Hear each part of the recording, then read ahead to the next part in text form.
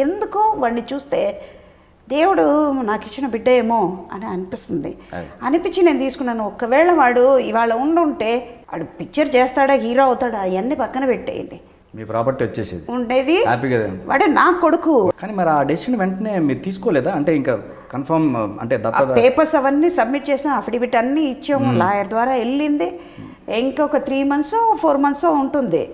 Court నుంచి order వచ్చిందంటే మేము తీసుకోవచ్చు అన్నది. Okay okay. అప్పటికి 45 years తర్వాత తీసుకోవచ్చు అన్నది కూడా పెట్టారు. బైలాలో ఉందని నేను పెట్టాను. ఈలోపు ఫోన్ కట్ చేసాడు, మాటలు తగ్గిపోయింది. సరే నా ఫోన్ ఎత్తాడు, నా కూతురు ఫోన్ చేస్తే ఫోన్ ఎత్తాడు, నా హెయిర్ స్టైలిస్ట్ నా దగ్గర పనిచేసేవాడు వాడు ఫోన్ చేస్తే వాడికి చాలా క్లోజ్గా ఉంటాడు.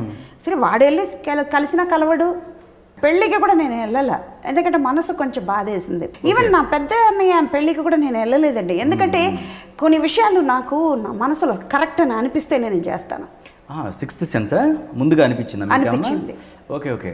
ఆ అమ్మాయి సెట్ కాకపోవచ్చు, పాపం వాళ్ళ లైఫ్ ఎలా ఉంటుందో, మనం వెళ్ళిపోతే వాడికి ఏమైనా గిల్టీగా ఫీల్ అవుతాడేమో, మేబీ ఇంకో కొంచెం బిజీగా ఉండడం వల్ల కూడా నేను వెళ్ళలేకపోయాను.